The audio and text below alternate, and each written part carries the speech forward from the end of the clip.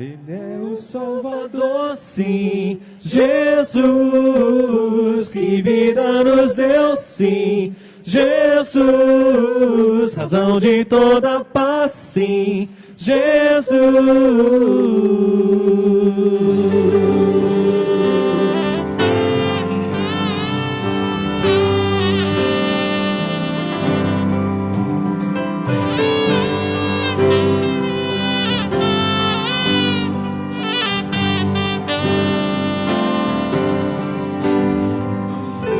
Aqui diante do trono para louvar ao Cordeiro de Deus que por nós venceu e nos fez triunfar. A uma só voz então vamos cantar e contar as maravilhas que o Senhor tem feito neste lugar. Estamos aqui diante do trono para louvar ao Cordeiro de Deus que por nós venceu e nos fez triunfar. Uma só voz, então vamos cantar e contar as maravilhas que o Senhor tem feito neste lugar. É o Salvador, sim, Jesus, que vida nos deu, sim, Jesus, razão de toda paz, sim, Jesus, a sua presença cheia de amor, de alegria completa, o Rei que vive eternamente, sim, só Ele é Senhor.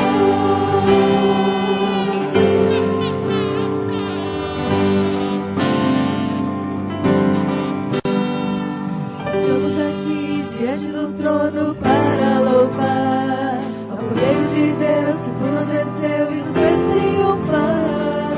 A uma só voz, então vamos cantar e contar as maravilhas que o Senhor tem feito neste lugar. É o Salvador, sim, Jesus, que vida nos deu, sim, Jesus, onde toda paz, sim, Jesus, a sua presença cheia de amor, de alegria completa, o Rei que vive eternamente, sim, só Ele é Senhor. Sim, Jesus, que vida nos deu, sim, Jesus, razão de toda paz, sim, Jesus, a sua presença cheia de amor, de alegria completa, o Rei que vive eternamente, sim, só Ele é Senhor, só Ele é Senhor, só Ele é Senhor, só Ele é Senhor.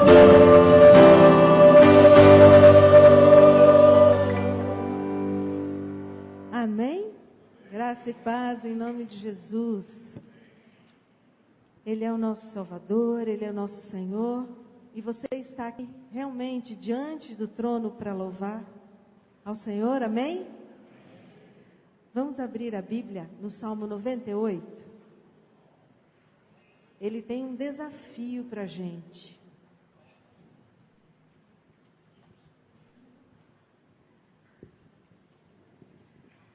A primeira frase desse salmo é um desafio para nós.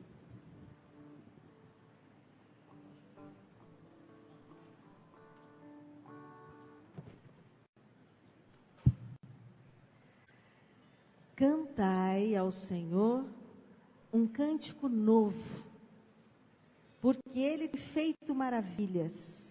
A sua destra e o seu braço santo lhe alcançam a vitória. O Senhor fez notória a sua salvação. Manifestou a sua justiça perante os olhos das nações. Lembrou-se da sua misericórdia e da sua fidelidade para com a casa de Israel. Todos os confins da terra viram a salvação do nosso Deus. Celebrai com júbilo ao Senhor, todos os confins da terra. Aclamai, regozijai-vos e cantai louvores. Cantai com harpas louvores ao Senhor, com harpa e voz de canto, com trombetas e ao som de buzinas, exultai perante o Senhor, que é Rei. Ruja o mar e a sua plenitude, o mundo e os que nele habitam.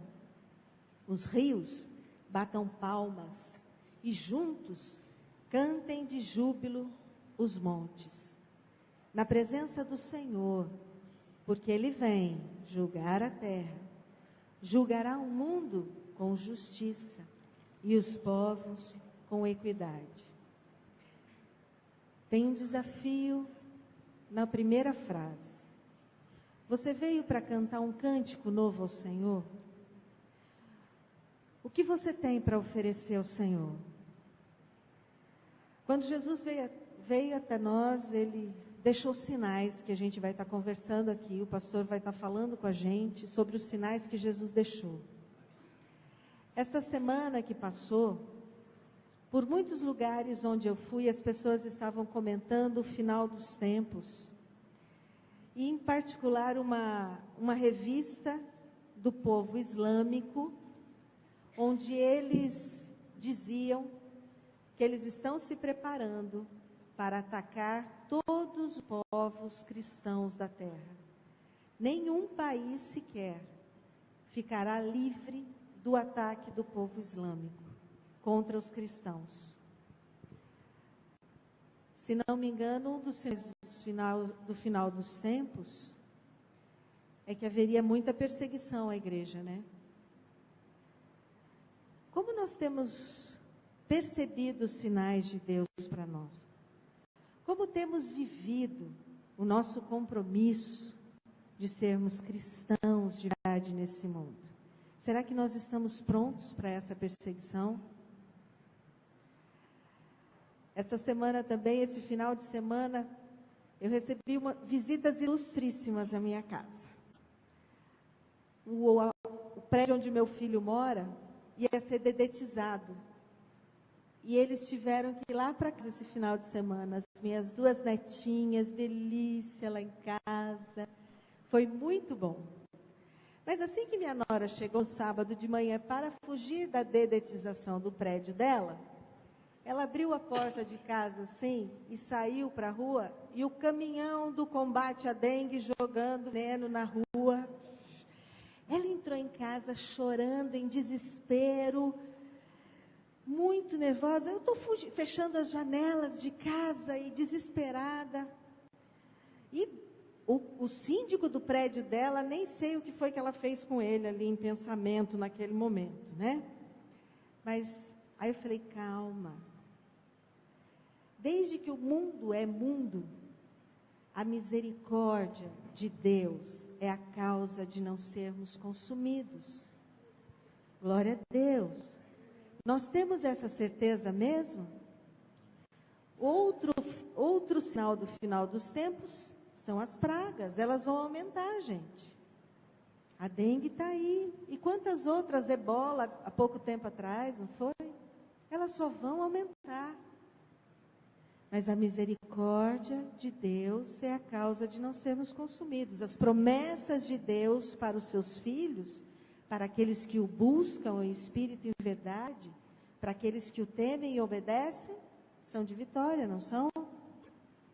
Então, o desafio para nós aqui hoje, apesar das nossas lutas, apesar de todos os sinais se manifestando, a natureza em revolta, a misericórdia de Deus é a causa de estarmos aqui. E o Senhor merece um cântico novo do nosso coração. E eu quero desafiar você a se colocar em pé e a dizer, Senhor, o meu louvor darei somente ao grande Deus e Rei. Amém?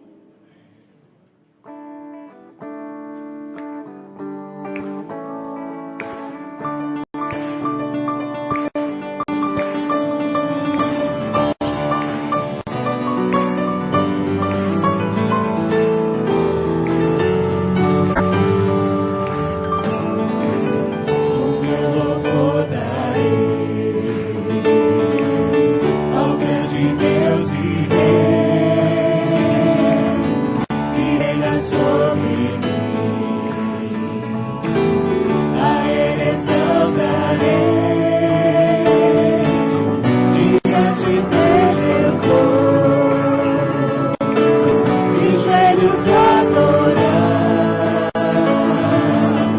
enviou seu filho aqui, a fim de me salvar. Seu nome exaltarei, para sempre reduzir, minhas mãos eu erguerei, para lhe glorificar, minha voz dedicarei, para cantar o seu amor, Senhor, nada sou sem seu amor.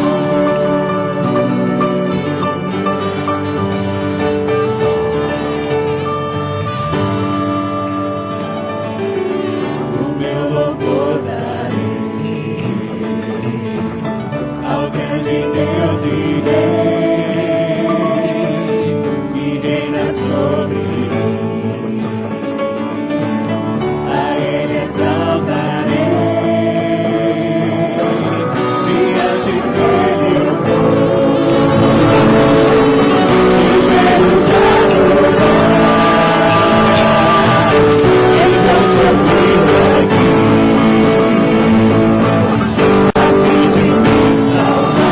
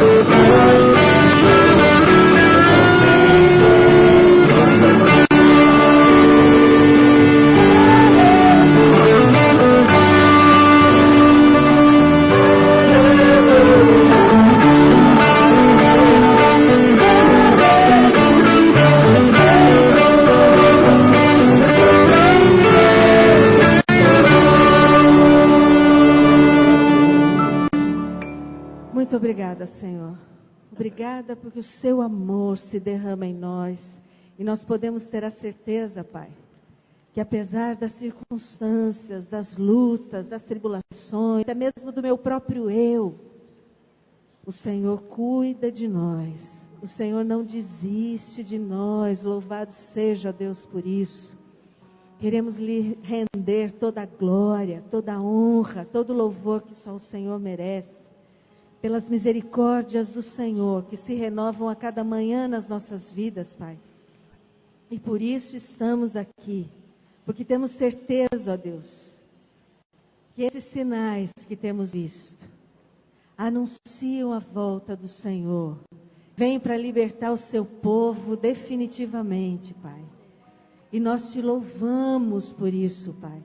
Porque um dia, todo joelho se dobrará, toda língua confessará que só o Senhor é Deus, Pai. Mas só aqueles que te aceitaram, que creram no Senhor Jesus, terão acesso ao reino do Senhor, ao dia, Pai, em que estaremos juntos na glória do Senhor para toda a eternidade, Pai. Louvado seja o teu nome. Toda a honra, toda a glória, todo o louvor ao único e verdadeiro Deus. Amém.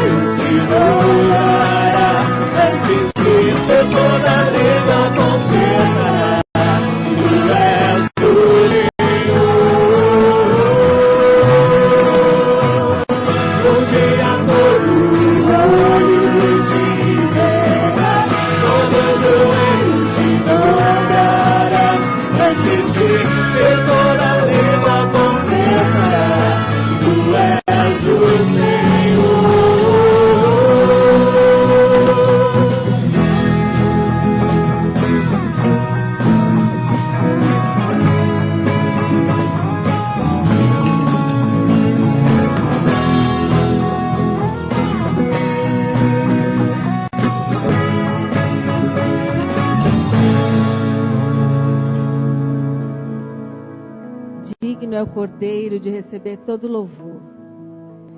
Esse é o momento que a gente tem de mostrar toda a nossa obediência ao Senhor. Certeza de que o nosso Deus não falha jamais.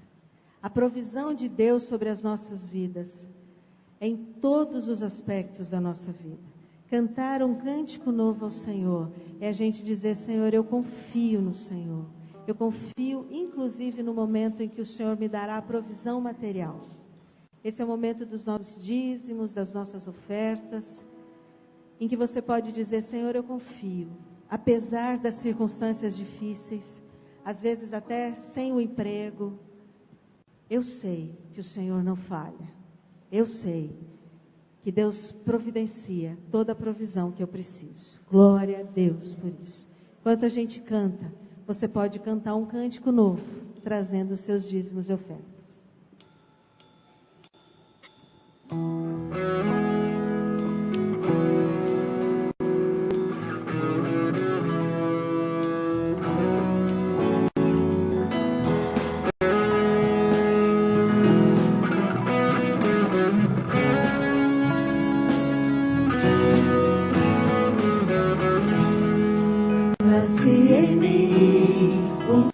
De gratidão ao meu Senhor e Rei, perdido me achou, envolveu-me em seu amor, na cruz por mim se entregou, sua dor sarou-me, seu sangue libertou-me, eu cantarei ao Senhor que sua vida dou, que me amou sem limites por mim, se entregou. Cantarei ao meu Deus, a Jesus Salvador, que perdeu do pecado, me fez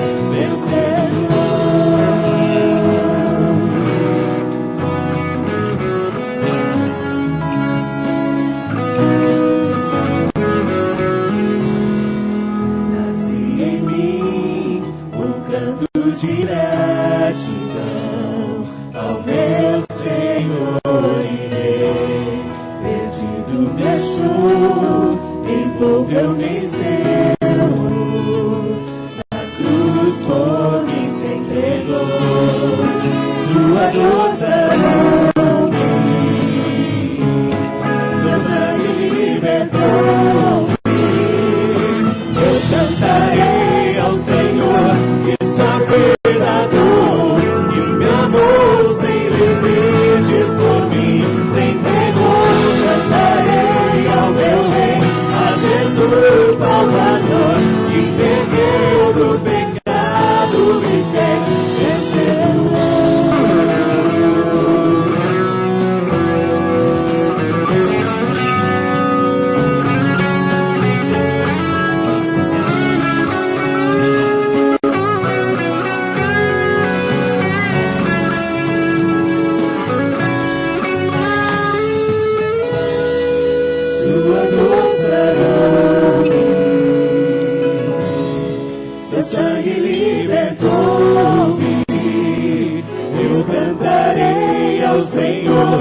sua vida dou, que me amou sem limites por mim, se entregou. Cantarei ao meu Rei, a Jesus Salvador, que me ergueu do pecado, me fez vencedor. Cantarei ao Senhor, que sua vida dou, que me amou sem limites por mim, se entregou. Cantarei ao meu Rei, Jesus Salvador, que me deu do pecado, me fez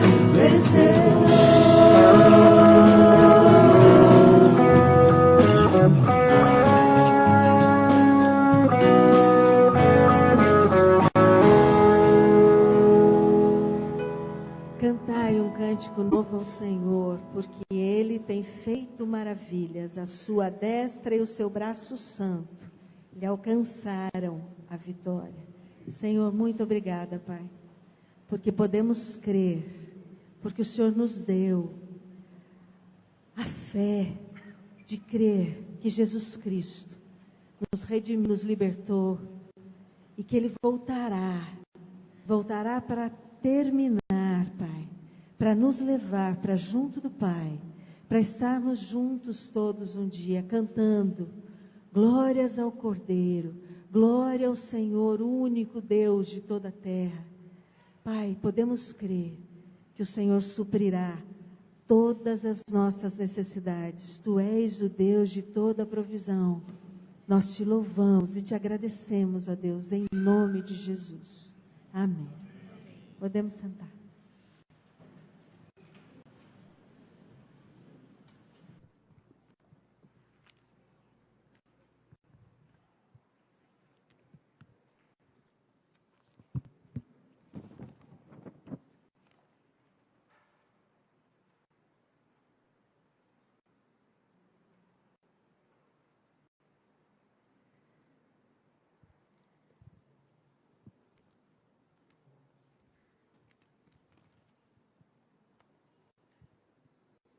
Boa noite, meus queridos.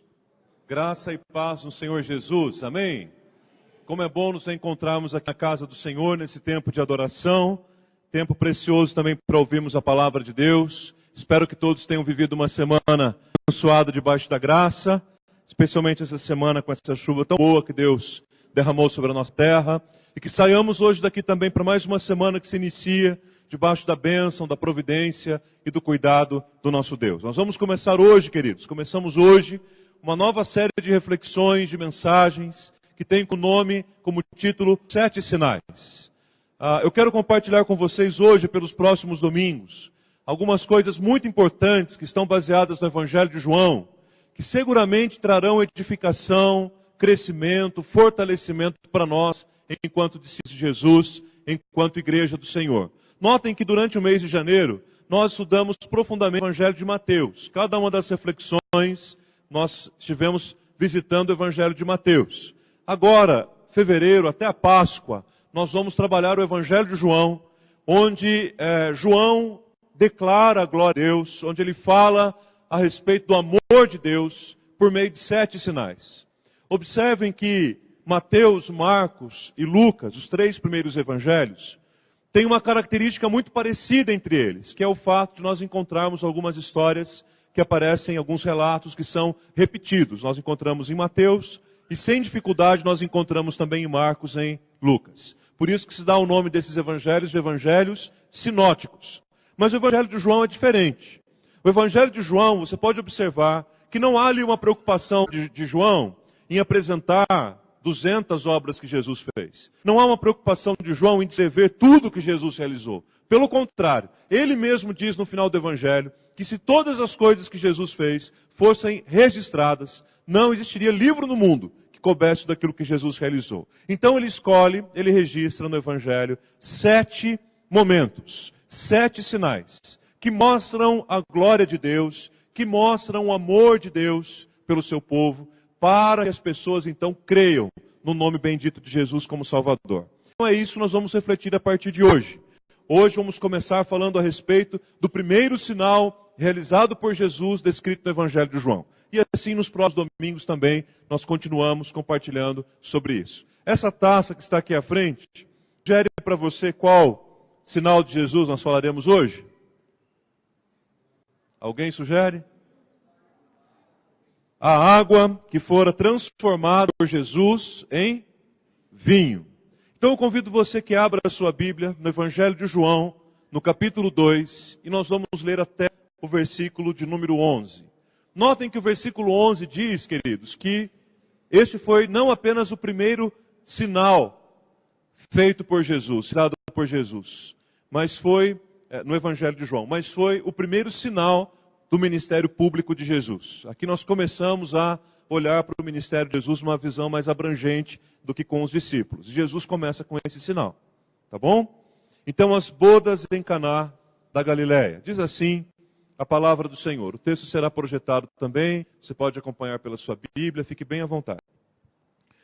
3 dias depois, houve um casamento em Caná da Galileia, achando-se ali a mãe de Jesus. Jesus também foi convidado com os discípulos para o casamento. Tendo acabado o vinho, a mãe de Jesus lhe disse: eles não têm mais vinho. Mas Jesus lhe disse: mulher, que tenho eu contigo? Ainda não é chegada a minha hora. Então ela falou aos serventes: fazei tudo o que ele vos disser. Estavam ali 6 talhas de pedras que os judeus usavam para as purificações, e cada uma levava 2 ou 3 metretas. Jesus lhes disse: enchei d'água as talhas, e eles as encheram totalmente. Então lhes determinou: tirai agora e levai ao mestre-sala. Eles o fizeram. Tendo o mestre-sala provado a água transformada em vinho, não sabendo de onde viera, se bem que o sabiam os serventes que haviam tirado a água, chamou o noivo e lhe disse: todos costumam pôr primeiro o bom vinho, e quando já beberam fartamente servem o inferior. Tu, porém, guardaste o bom vinho até agora. Com este, deu Jesus princípio aos seus sinais em Caná da Galileia. Manifestou a sua glória, e os seus discípulos creram nele. Amém, igreja? Vamos orar mais uma vez? Feche os seus olhos, coloque a sua vida na presença do Pai em oração, e peça ao Senhor para que assim como Ele tem falado com você até aqui, que agora Ele fale também de maneira muito especial, enquanto refletimos na palavra. Eu creio que Deus trouxe você aqui nessa noite, porque Ele tem algo para trabalhar no seu coração, no meu também. Por isso, abra mesmo o seu coração, disponha a tua vida para ouvir a voz do Senhor. E saia daqui nesta noite entendendo que Deus tem para nós vinho novo, Jesus, que pode mudar a nossa vida. E hoje mesmo, nesta noite, nós poderemos deixar aqui diante do altar do Senhor preocupações, angústias, para que o novo de Deus faça sentido na nossa vida, naquilo que é velho, que é antigo, e que tem nos levado a nos distanciarmos do Senhor. Querido Deus, na Tua presença, Senhor, nós estamos nesta noite. E agradecidos, ó Pai, nós Te louvamos, porque não existe nada melhor, ó Deus, no mundo do que estarmos em Tua presença. Na Tua presença, Senhor, a plenitude de alegria, Pai. Na Tua presença, delícias perpetuamente. A Tua voz, ó Deus, é incomparável, Senhor. A Tua voz, ó Deus, é maravilhosa. É ela que nós queremos ouvir nesta hora. Fale, ó Deus, ao coração da Tua igreja. Move o nosso coração, Senhor. Trabalha na nossa vida aquilo que o Senhor quer. Para que nós saiamos daqui hoje plenamente certos de que nesta noite, neste lugar, o Senhor visitou o Teu povo, o Senhor abençoou a Tua igreja. Ó Deus, como nós precisamos do Teu direcionamento para a nossa vida. Que, ó Deus, em nome de Jesus, os sinais se manifestem claramente na nossa caminhada. Que, ó Deus, todos os nossos passos sejam para agradar ao Senhor e glorificar o Teu santo nome. Oramos, ó Deus, o nome santo, bendito e poderoso do Teu Filho Jesus. Amém e amém, Senhor. Queridos, ao longo desses anos de ministério pastoral, eu tenho observado, até por participar de inúmeras delas, que as cerimônias de casamento têm a sua psicologia própria. Não é verdade? Talvez você se lembre de alguns eventos, de alguns acontecimentos do seu próprio casamento. E essa psicologia da cerimônia de casamento é tanto curiosa quanto complexa. Tudo que envolve a cerimônia de um casamento pode ser completamente extenuante e desgastante. E muitas vezes passa um tempo muito grande, nós ainda estamos lembrando do desgaste, dos cansaços, das coisas que aconteceram no nosso casamento que nós gostaríamos que fossem diferentes. E aí, normalmente, queridos, uma cerimônia de casamento por si só já é inesquecível. Basta saber se ela será inesquecível por ter sido tudo muito bonito, muito gostoso, muito aprazível. Ou basta saber se ela será inesquecível porque algumas coisas deram errado e alguns imprevistos aconteceram. E quem sabe alguns micos também se apareceram por lá. Porque se tem cerimônia que possa acontecer esse tipo de situação, é cerimônia de casamento, não é mesmo? Por exemplo, eu me lembro de algumas no meu ministério. Por estar esse tempo todo aí pastoreando, fazendo casamentos, eu me lembro de algumas cerimônias inesquecíveis.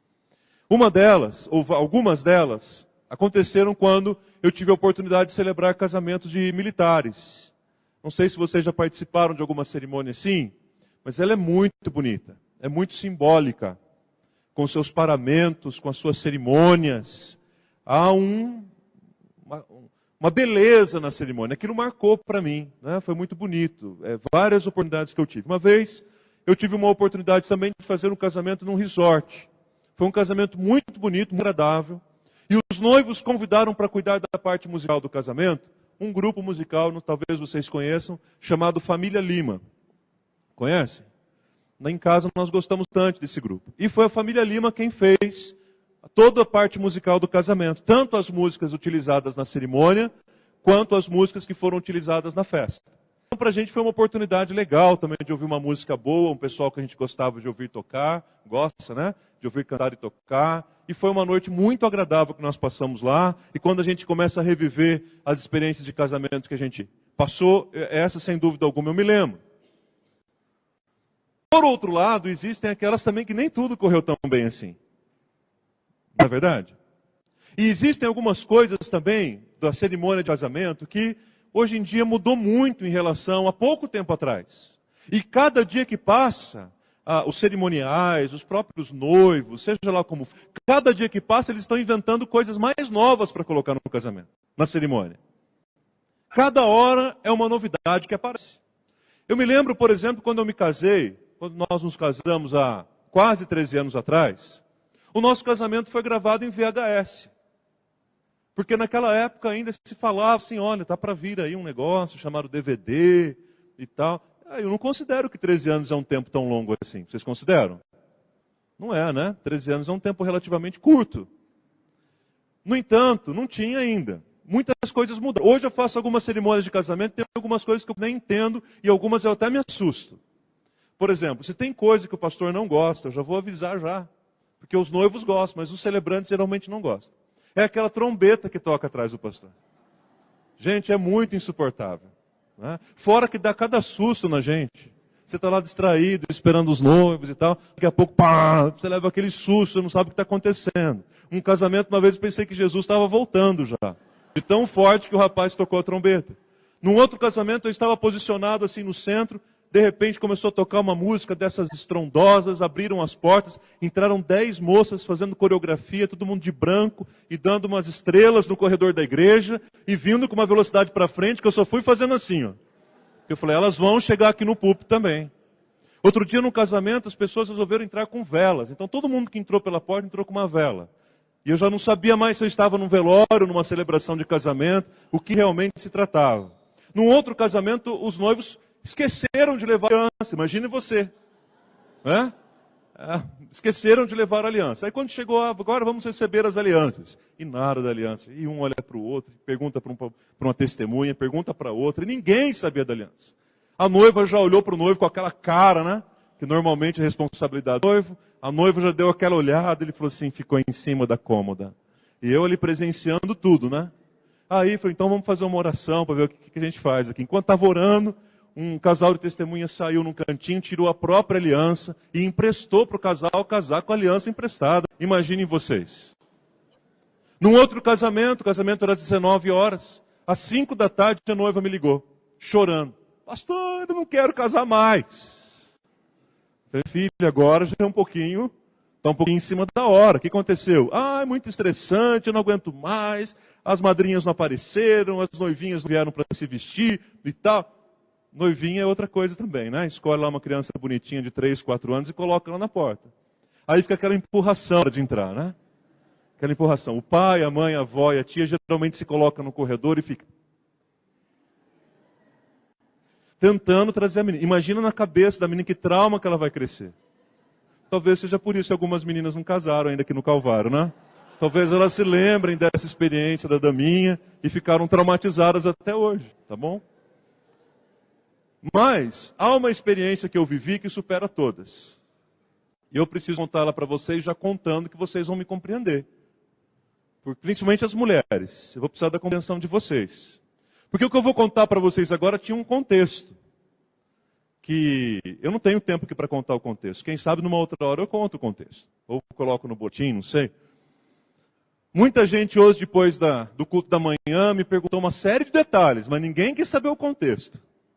Só uma pessoa me perguntou o contexto. Mas enfim, eu estava celebrando um casamento, meus irmãos. E durante o casamento todo, quando eu me referir aos noivos, eu falava o nome do noivo e falava o nome da noiva errado.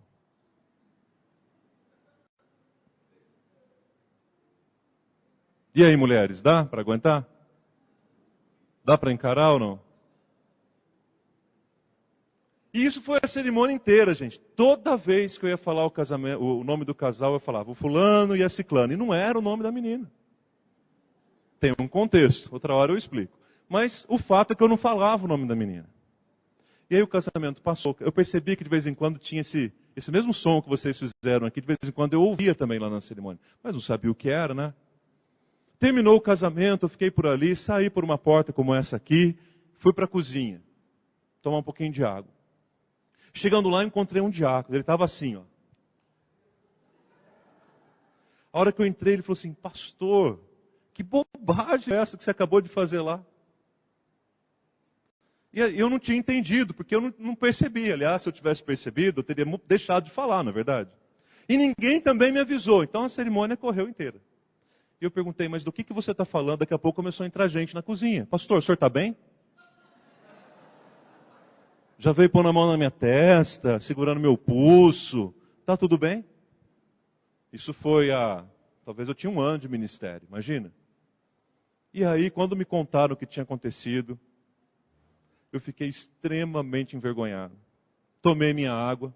E tinha um corredor assim da igreja, da cozinha da igreja, que saía lá no estacionamento. Adivinha o que eu fiz? Peguei aquele corredor e fui para o meu carro e fui embora para minha casa. Passado um tempo, os noivos me chamaram para ir na casa deles, eu fui. Chegando lá, eles foram colocar o DVD do casamento. Eu falei, não é possível, isso pode ser perseguição, né? Além de ter acontecido isso, ainda querem pisar em cima mesmo.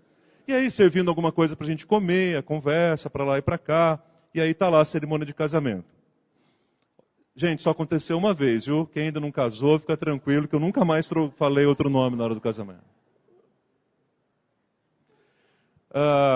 Aí quando chegava na parte do vídeo que tinha a hora do casamento, de falar o nome dos noivos, ficava assim, porque nós estamos aqui nessa noite tão feliz, com o fulano, e blá, blá, blá, e porque Deus tem nos abençoado, está aqui também o fulano, e blá, blá, blá. E toda vez que ia falar o nome da moça, entrava um sonzinho, porque eles tiveram que editar o DVD. Imaginem vocês. Olha, o casamento que eu mais me lembro foi aquele que tinha a família Lima, mas aquele casal, sem dúvida alguma, eles jamais vão se esquecer deles. Porque foi real e eu fui pego de surpresa.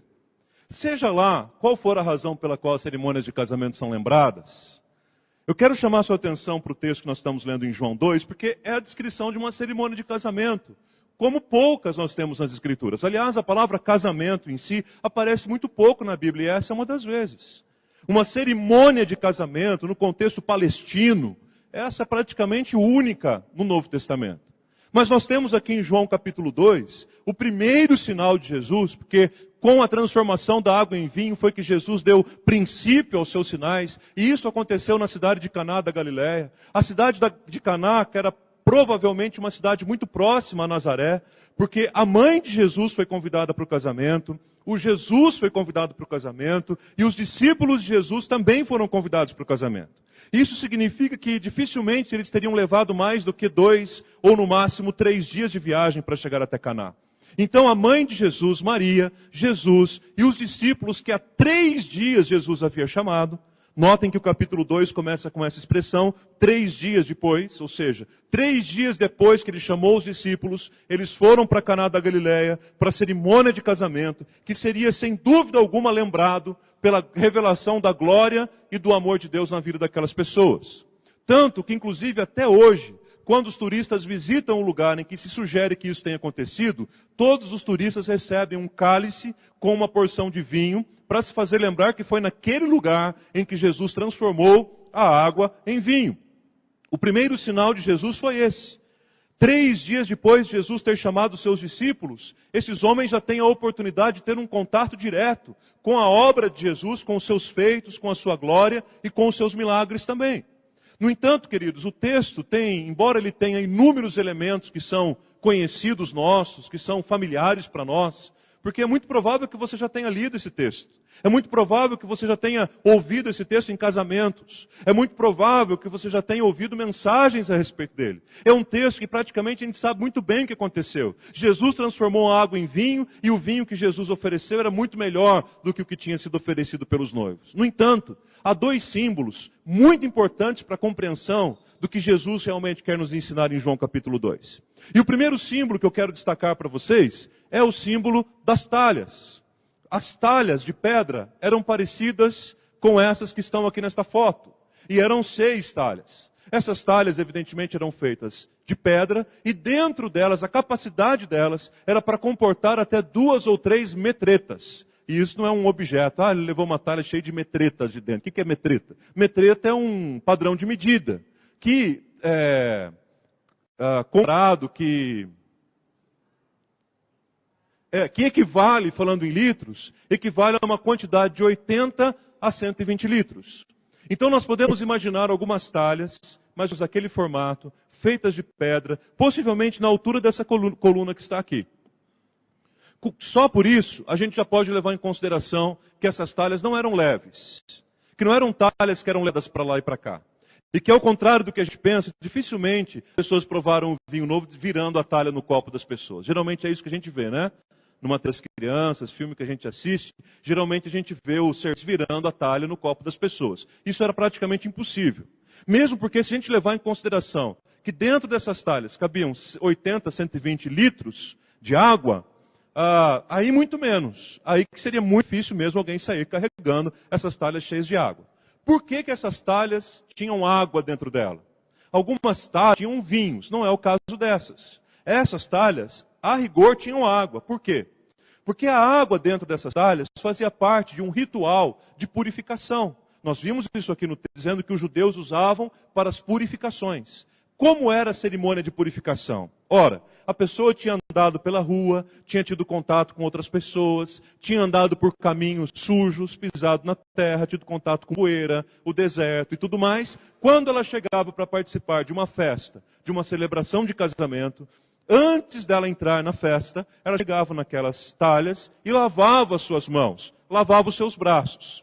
As talhas não eram usadas para purificação nas casas. Nas casas, quando alguém recebia uma visita, geralmente a lavagem dos pés e das mãos era feita com uma bacia e secados com uma toalha.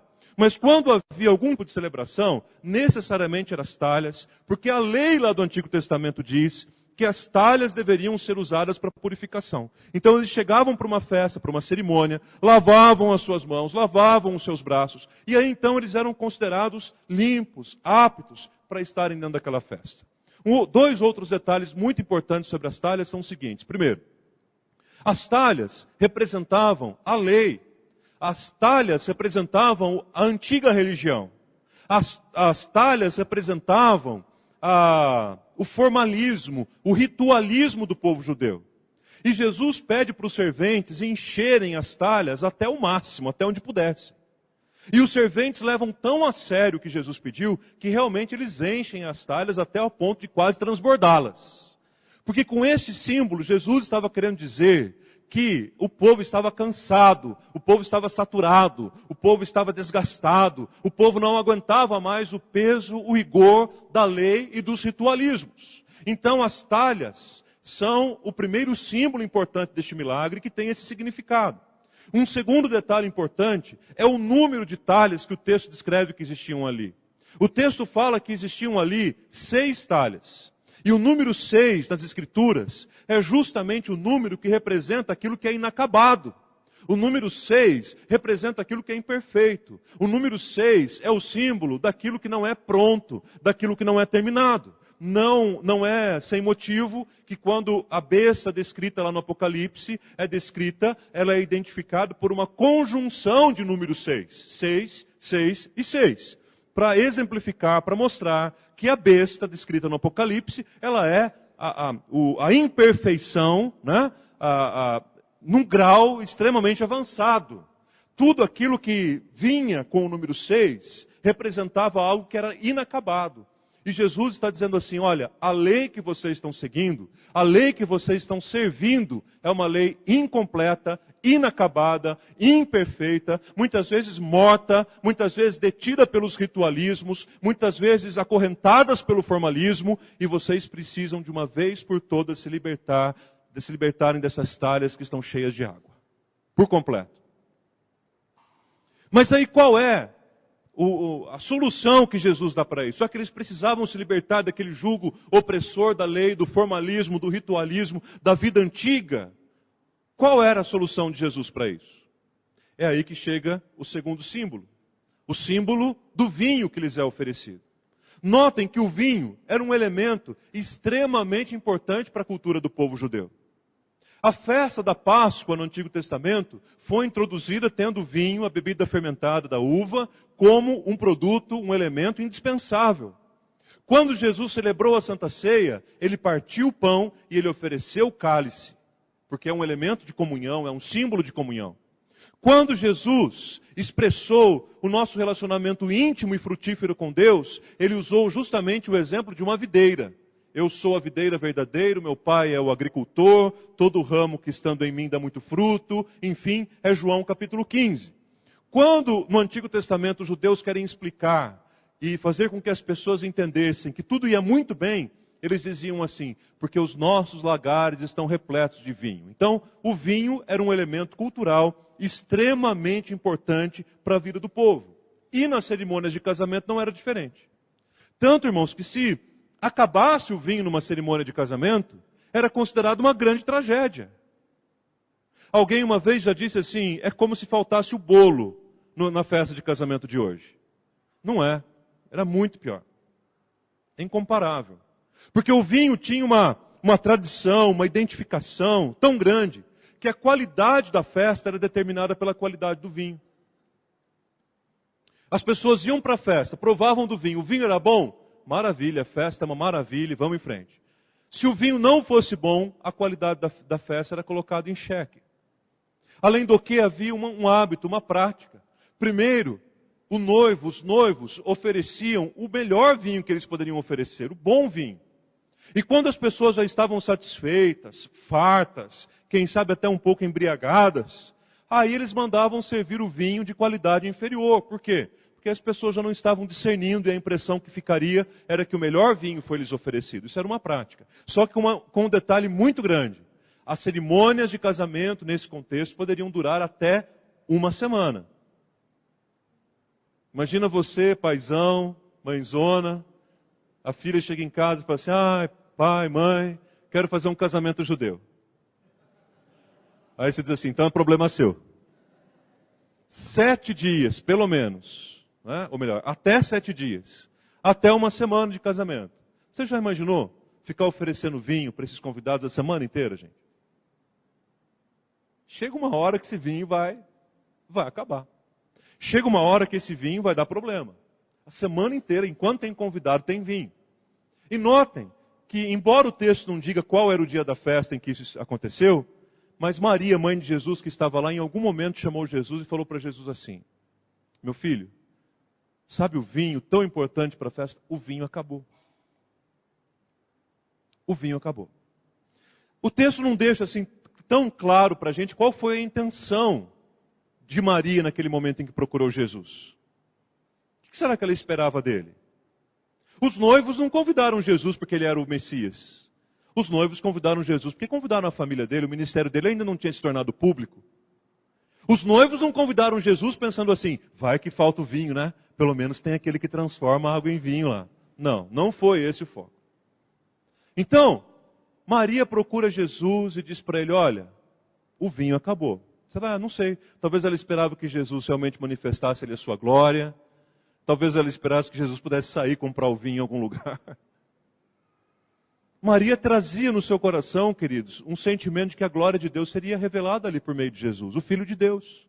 Ela sabia quem era Jesus. Talvez os noivos não soubessem. Talvez nem os discípulos ainda tivessem compreendido quem ele era. Mas se tem alguém ali que sabia realmente quem era Jesus, era Maria. Desde o começo da história, vocês sabem muito bem como é que foi a gravidez e a gestação dela. E aí Jesus dá uma resposta para Maria que chama muito a nossa atenção. Uma vez falaram para uma criança na IBF assim: não pode responder mal a sua mãe. Ele falou assim: posso sim, porque está na Bíblia. As pessoas ficaram curiosas, né? Onde que está na Bíblia que pode responder a mãe? Ele falou assim: Jesus respondeu mal à mãe dele um dia. Porque a mãe dele falou assim para ele: acabou o vinho. Ele disse: o que eu tenho com isso? Fato é, quando a gente olha para o texto, a impressão que alguns têm, não é minha, a impressão que alguns têm é que Jesus quase que dá uma bronca na mãe. A mulher diz: acabou o vinho. Ele diz assim: mulher, que tenho eu contigo? Ainda não é chegada a minha hora. Foi isso que Jesus deu. Foi isso que Jesus falou. O problema é que muitas vezes a gente ouve esse versículo com entonação, né? Eu mesmo já ouvi um sermão, um pastor pregando esse texto, ele falou assim: aí Maria chegou para Jesus e falou assim: Jesus, meu filho, o vinho acabou. E Jesus virou-se para ela e disse: mulher, pastor falando isso, o que eu tenho a ver com isso? O que eu tenho contigo? Minha hora ainda não chegou. Então a impressão que alguns têm quando olham para esse texto é que Jesus foi lá e já deu de mal educado com a mamãe. Não tem nada disso. Primeiro porque no texto original a expressão mulher era uma expressão, nesse texto, utilizada para se referir a uma mulher idosa e de respeito.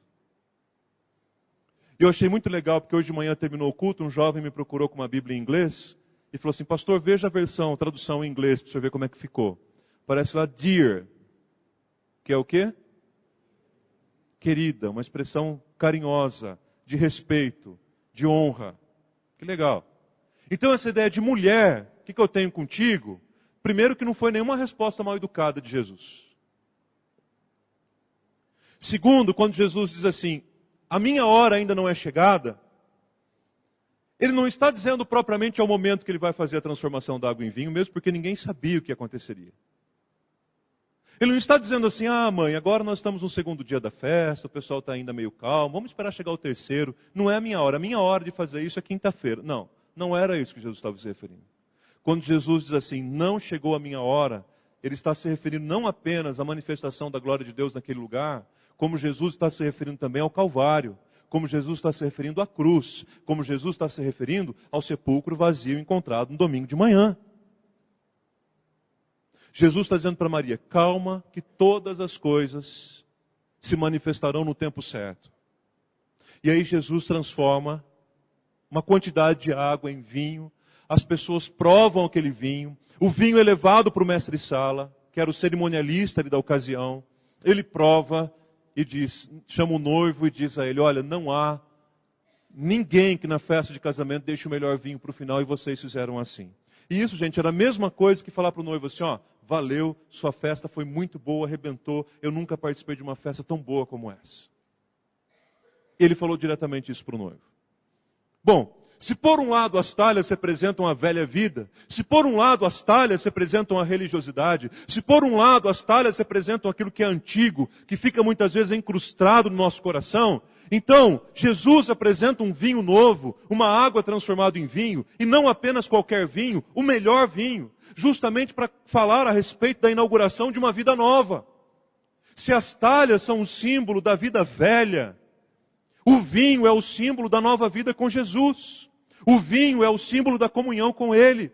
O vinho é o símbolo da intimidade com Deus. O vinho é o símbolo da celebração, da comunhão da igreja através da Santa Ceia. O vinho é o símbolo da unidade do corpo de Cristo, porque as uvas que dão o vinho tão saboroso, elas crescem tão apegadas ao cacho, que é difícil você conseguir tirar uma uva sem que você toque nas outras. Porque o corpo de Cristo é assim. É unido, é unânime, é um.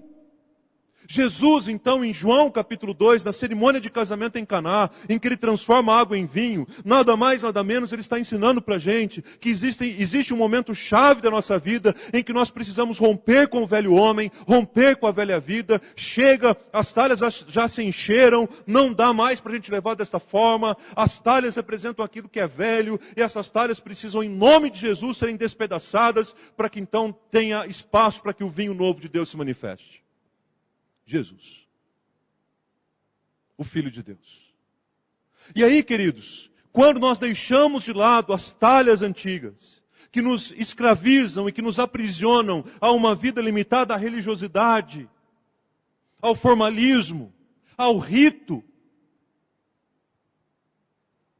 Aí nós temos condições de lidar com aquele que é o vinho novo. Aí nós temos condições de andar e viver em novidade de vida. E quando o assunto é andar e viver em novidade de vida, nós precisamos ter em mente algumas coisas. Primeiro, nós precisamos ter em mente que vida nova com Deus, é uma vida marcada pela agenda de Deus e não por aquilo que eu quero fazer e por aquilo que você quer fazer.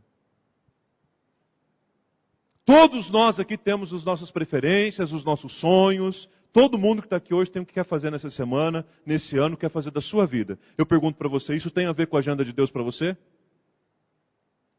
É a agenda de Deus para a tua vida? Se for, caminhe por ela. Se não for, saia o mais rápido possível.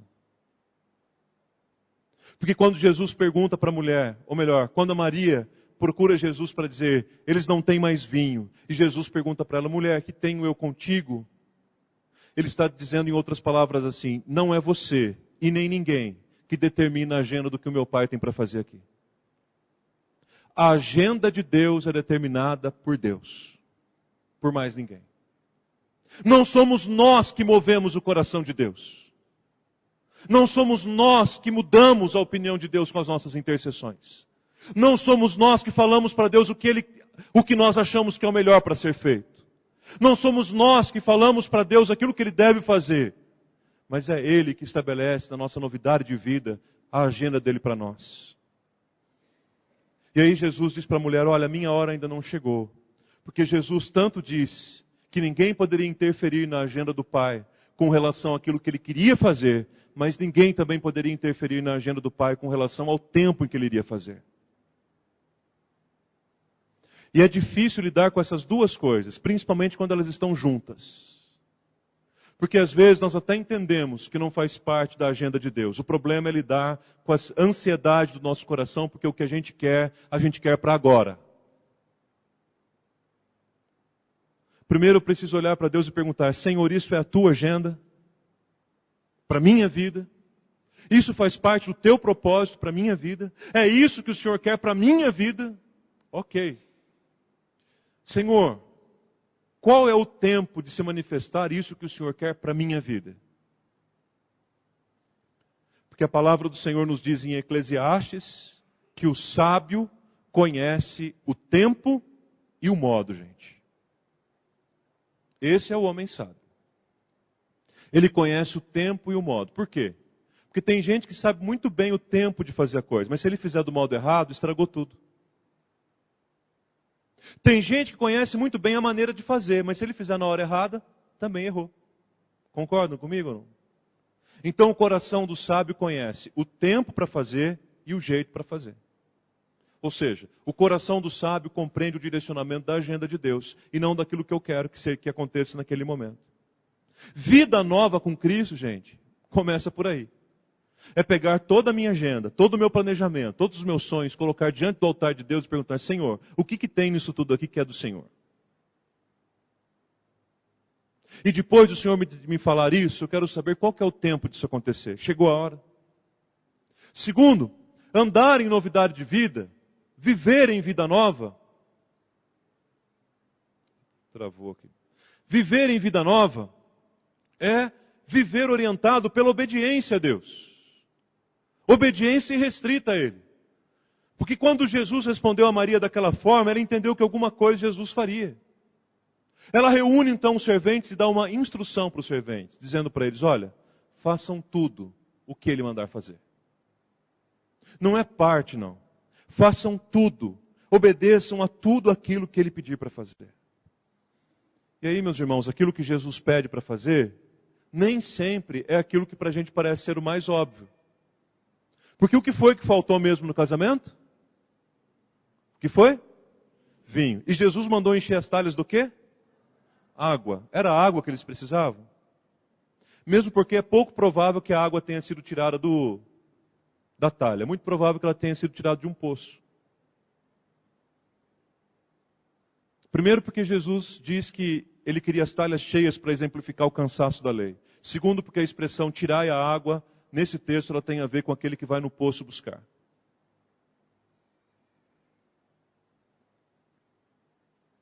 Só que quando Deus manda a gente fazer algumas coisas, se a gente parar para questionar, se a gente parar para entender, se a gente parar para racionalizar, sabe o que vai acontecer? O tempo vai passar e a gente não vai obedecer. E aí a gente encontra alguém dizendo assim, quando eu era jovem, Deus me chamou para dar aula na escola discipuladora, mas até agora eu não dei por uma série de razões e tal. E outros exemplos. Porque nós vamos racionalizando aquilo que Deus mandou a gente fazer, o tempo passa e a gente não obedece.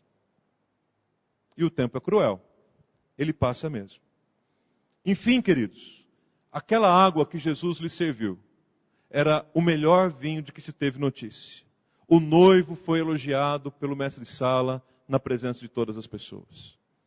Eu creio que o primeiro sinal de Jesus no Evangelho de João, muito mais do que mostrar essa coisa tão maravilhosa, tão miraculosa de uma água se transformar em vinho, porque esse é outro cuidado que a gente precisa ter também, não colocar o nosso foco no milagre em si e esquecer de quem o realizou. Que eu diria sem dúvida alguma que Jesus está ensinando para a gente nesse sinal que a gente precisa abandonar, ou por que não dizer despedaçar, aquelas 6 talhas de pedra que insistem em tomar conta do nosso coração.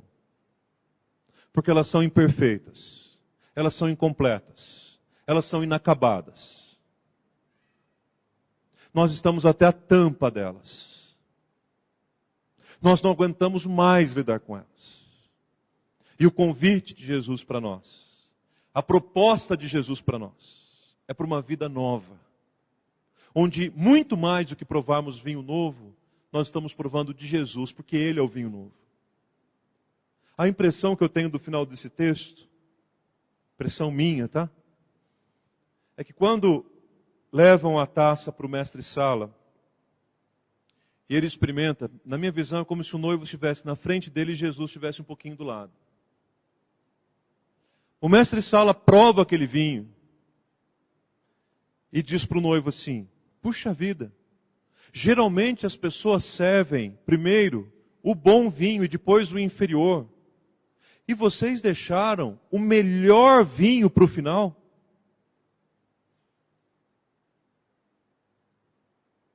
A impressão que me dá no texto é que o mestre Sala já não se referia mais à taça, quando ele diz do melhor vinho. A impressão que me dá é que ele se referia ao melhor vinho, Jesus. Por isso, meus irmãos e minhas irmãs, hoje é o tempo. Chegou o momento de despedaçarmos as talhas da nossa vida que nos oprimem e que nos impedem de vivermos plenamente a abundância da graça de Cristo sobre nós. Enquanto não houver espaço para os cacos das talhas de pedra, não haverá espaço para se colocarem os vinhos novos. Jesus. Talvez chegou ou até mesmo tenha passado o tempo da mudança da nossa vida. Do abandono definitivo do velho homem. Da maneira antiga de viver. Da religião que aprisiona, que fere, que adoece. E por que não dizer que chega ao ponto de nos matar? É hora de provarmos o melhor de Deus para a nossa vida. E ao contrário do que muitos dizem, o melhor de Deus não está por vir, não. O melhor de Deus já veio, irmãos. E o melhor de Deus se chama Jesus. Ou você está esperando alguma coisa melhor ainda do que Jesus? O melhor de Deus não está por vir. O melhor de Deus já veio. O vinho novo, o vinho melhor, Jesus Cristo já foi revelado, nós já o conhecemos. Ele está nesse templo aqui nesta noite, irmãos. Ele está no nosso coração. O que mais nós esperamos de bom? A não ser que a gente esteja se referindo a ter um salário melhor, uma vida profissional melhor, um casamento melhor, um carro melhor. Mas isso não chega nem aos pés do melhor de Deus que já foi revelado para nós. O melhor de Deus nós já conhecemos, a entrega do seu Filho, Jesus Cristo, que está vivo, o Filho de Deus. O bom vinho foi guardado até o final. Mas com um detalhe, o bom vinho já foi revelado. Glorificado seja o nome do Senhor por isso. O bom vinho já foi oferecido. O melhor vinho do qual se tem notícia. Experiência essa que você nunca teve e nem nunca terá se não for por Jesus. Esse vinho novo já está disponível, glorificado seja o nome do Senhor por isso. Por isso, meus irmãos, que nós somos convidados para viver, para andar em novidade de vida. Em Romanos capítulo 6, versículo 4, diz que nós fomos sepultados com Jesus pelo batismo, para que no dia final nós passemos pela mesma experiência da ressurreição que Jesus também passou. Mas o final desse versículo diz como nós devemos viver até que esse momento da ressurreição aconteça. E o final do versículo 4 diz que nós somos chamados para andar em novidade de vida. Não existem novidades nas talhas. Só existe novidade de vida no vinho. E aí, há um texto no livro do profeta Isaías, no capítulo de número 25, que descreve o banquete da salvação, ou melhor, que descreve a salvação na figura de um banquete. E chama muito a minha atenção esse texto. Eu quero fechar essa meditação passando por esse texto. Numa tradução chamada A Mensagem, que nos diz assim: mas aqui neste monte, o Senhor dos exércitos, dos anjos, vai oferecer um banquete a todos os povos do mundo. O banquete que Deus vai oferecer tem pratos especiais. O banquete que Deus vai oferecer tem vinhos selecionados. O banquete que Deus vai oferecer tem 7, número da perfeição, número das coisas completas. O banquete que Deus vai oferecer tem 7 entradas. O banquete que Deus vai oferecer tem as melhores sobremesas. E sabe o que é melhor? All inclusive. É o que Isaías está dizendo. O Eterno vai banir a morte para sempre. Enxugará toda lágrima de cada rosto. Ele removerá o sinal da desgraça. E quando isso acontecer, as pessoas clamarão: vejam o que aconteceu. Este é o nosso Deus. Foi isso que Jesus fez em Caná, queridos. É isso que Jesus quer fazer com você essa noite nesse lugar. É isso que Jesus quer continuar fazendo na eternidade, quando beberemos vinho novo na presença do Pai. Mas quando eu termino esse texto, me vem mais uma pergunta à mente. Será que esse milagre só aconteceu porque Jesus estava presente na festa? Será que se Jesus estivesse num outro lugar, distante dali, será que aquele milagre teria acontecido? Eu vou responder esta pergunta no domingo que vem, quando nós falarmos sobre o segundo sinal. Para conhecermos a manifestação do poder e da autoridade de Jesus sobre todas as coisas. Por hora eu quero convidar você para um banquete que Deus já nos convidou. Com 7 entradas, com todas as sobremesas, com os melhores vinhos, tudo à vontade. Para que todos os povos digam: vejam o que aconteceu. Esse verdadeiramente é o nosso Deus. Deus de prodígios, Deus de milagres, Deus que opera tudo em todos. Quero convidar você para nós cantarmos uma canção e fazermos dela, em nome de Jesus, a nossa expressão de confiança na presença do Senhor. Quem é o seu Deus? Quem é o Deus a quem você serve? Nós vamos ter a oportunidade de conhecer nessa música aquilo que Ele é capaz de fazer. E numa parte dele você vai poder dizer assim: o seu nome é Jesus. O Filho de Deus, morreu na cruz em meu lugar, mas a morte Ele venceu, para me salvar, para me oferecer o banquete, para quebrar completamente as talhas da minha vida, e trazer vinho novo. E o que mais a gente precisa, gente, na nossa vida é do vinho novo. Talvez Deus tenha trazido você hoje aqui para despedaçar talhas. Talvez Deus tenha trazido você aqui nessa noite, para que talhas antigas, que tenham amarrado o seu coração, fiquem aqui, para que você comece uma vida nova em Cristo, andando em novidade de vida, um estilo de vida marcado pela vida de Jesus, seguindo a Ele de todo o seu coração, participando desse banquete à vontade, e dizendo às pessoas: esse é o nosso Deus. Vamos ficar em pé, vamos cantar juntos. Quem é? Quem é o nosso Deus?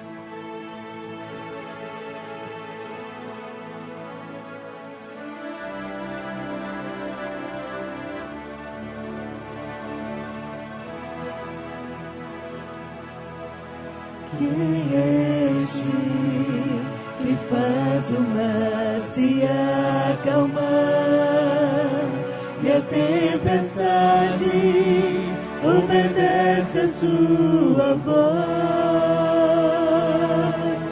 Quem é este que anda sobre as águas e por onde passa tudo pode transformar?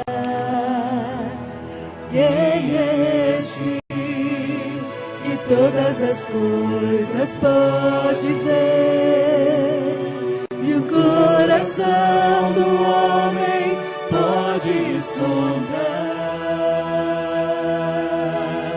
Quem é este que cura as doenças e o corpo e a alma pode restaurar?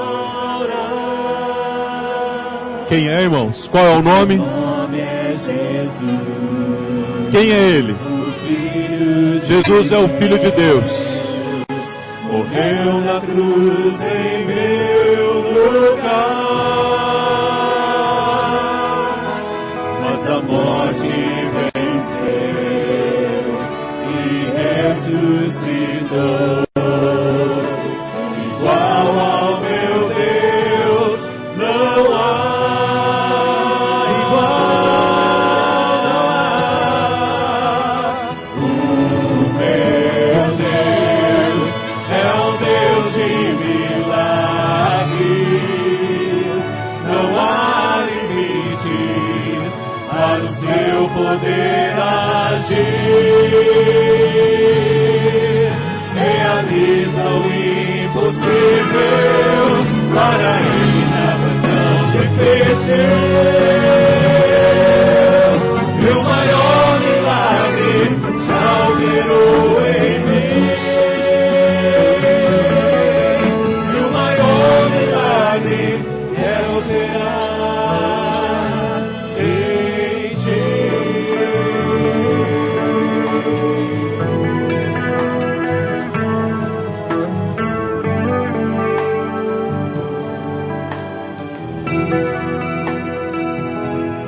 Quem é este que fecha a boca dos leões e na fornalha ardente pode caminhar? Quem é esse que ressuscita os mortos? Uma nova vida faz o homem experimentar.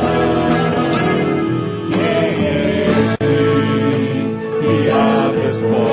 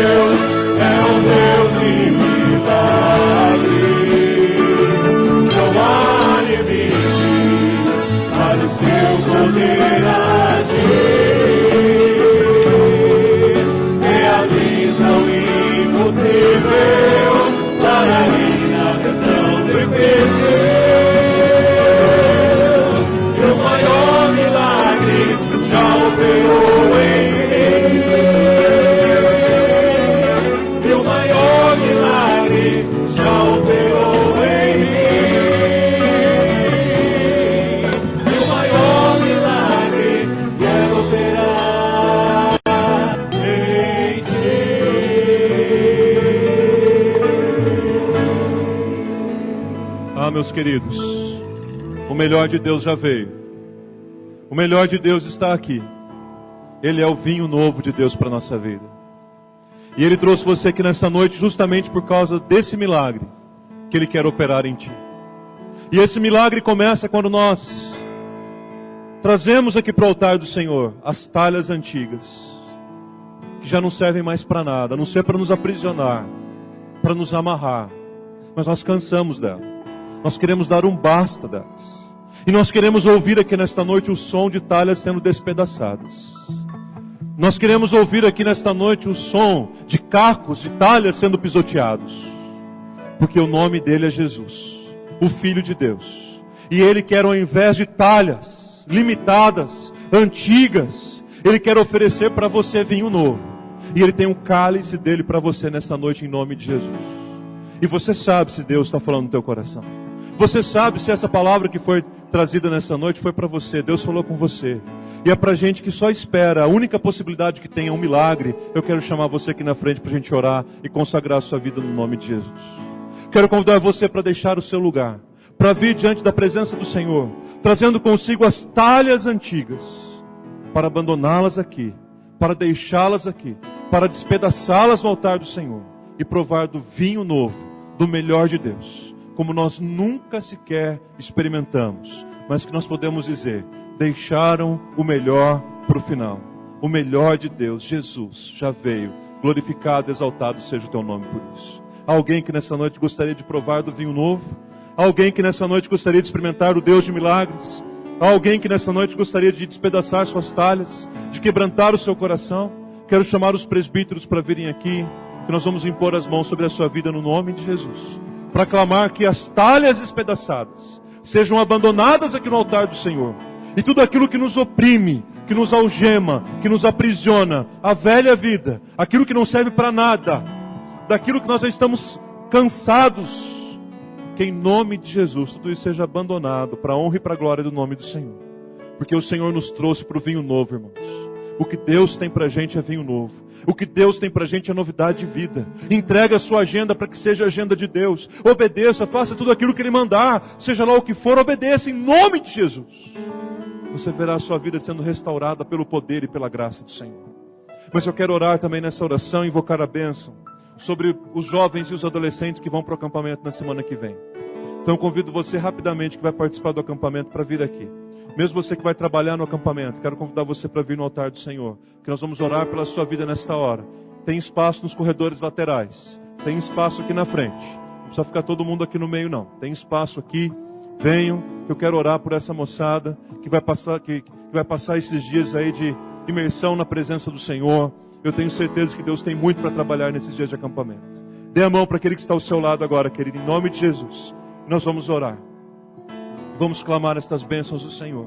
Serão ouvidos nesta noite, neste lugar, o som de talhas quebradas, o som de cacos pisoteados no chão, para que o vinho novo de Deus alcance lugar na nossa vida. Você crê nisso, meu irmão? Louvado seja o nome do Senhor por isso, porque Deus trabalha com gente de fé. Deus opera no coração de gente que crê. E Ele veio aqui nessa noite, Ele está aqui nessa noite, para operar esse maior milagre em mim, e esse maior milagre também na sua vida. Senhor, em nome de Jesus, nós colocamos, ó Deus, a nossa vida na Tua presença nesta hora, Senhor. Tudo que somos, tudo que temos, ó Deus, é para a glória do Teu nome. Nós Te louvamos, ó Deus, pela presença do Senhor aqui entre nós. E Te agradecemos também, ó Deus, porque o Senhor nos trouxe aqui, porque o Senhor tinha algo tão importante para falar aos nossos corações. Aqui estamos nós, Pai, com as nossas talhas. Aqui estamos nós, ó Pai, com aquilo que é antigo. Aqui estamos nós com aquilo que representa a nossa vida velha. Porque nós queremos, ó Deus, abandonar tudo isso na Tua presença em nome de Jesus. Queremos que o Teu Espírito Santo despedace as talhas antigas que não servem de nada, a não ser para representar a nossa própria escravidão. Ó Deus, em nome de Jesus, liberta pessoas aqui nesta noite. Liberta, Pai, pessoas de enfermidades do corpo, enfermidades da alma, enfermidades da fé. Ó Deus, em nome de Jesus, que o Senhor possa despedaçar as talhas, para que o vinho do Senhor, o melhor do Senhor, seja derramado abundantemente na nossa vida e no nosso coração. Ó Deus, em nome de Jesus, tem pessoas aqui, ó Deus, que a única alternativa que esperam, ó Deus, é um milagre da Tua parte, Senhor. E nós queremos, ó Deus, que o Senhor o mesmo que transformou água em vinho, é o mesmo que está aqui nesta noite. Nós queremos pedir ao Senhor, Pai, transforma água em vinho no coração de cada um desses queridos que estão aqui. Destes, ó Deus, que vieram aqui à frente porque o Senhor lhes incomodou, porque o Senhor falou-lhes ao coração, porque desejam andar em novidade de vida. Faz cair, ó Deus, as barreiras que nos impedem de vivermos inteiramente para o Senhor, Deus. Mas que em nome de Jesus haja o despertar da Tua graça no coração da Tua igreja, e o milagre do Senhor se manifeste, e a glória do Senhor seja vista aqui entre nós, ó Deus. Que as talhas velhas deem lugar ao vinho novo, a Jesus, o melhor do Senhor para a nossa vida. Pai, eu quero orar pelos acampamentos que nós teremos nesse final de semana, Senhor. Ó Deus, as crianças que estarão acampadas. Senhor, os jovens e os adolescentes acampados também. As viagens que farão, ó Deus. Nós pedimos que o Senhor os guarde, os livre, que o Senhor os acompanhe por todo o caminho que fizerem, Senhor. Pedimos, ó Pai, dias de acampamentos abençoados, transformadores, renovadores da fé, da vida. Livra, Senhor, a nossa juventude de vícios, ó Pai. Livra a nossa juventude de namoros equivocados, ó Deus. Livra a nossa juventude, ó Pai, da má influência do mundo, da carne, do pecado, do mal. Faz, Senhor, uma revolução no coração e na mente destes jovens e adolescentes nesses dias, Senhor. Levanta, Pai, nesse acampamento, jovens, como presbíteros, ó Deus. Levanta diáconos, ó Deus, dali. Levanta missionários, obreiros, gente com um coração que ama o Senhor, gente engajado com a obra do Senhor, homens e mulheres, ó Deus, novos ou mais velhos. Que o Teu Espírito, que o Teu agir, Deus, resplandeça no coração de cada um deles. Que a igreja seja contagiada, que as famílias sejam contagiadas pelo poder do Senhor. Faz isso, Senhor, por amor do Teu santo nome, Deus. E agora, povo de Deus, que a maravilhosa graça do nosso Senhor e Salvador Jesus Cristo, que o amor insondável de Deus, nosso eterno e poderoso Pai, que a comunhão e a consolação do Santo Espírito repousem sobre vós e sobre vós permaneçam, desde agora e pelos séculos dos séculos. Amém e amém, Jesus. Deus te abençoe em nome de Jesus. Vou pedir para você se sentar. Temos mais um recadinho para você e desejar a você uma semana abençoada na presença do Senhor.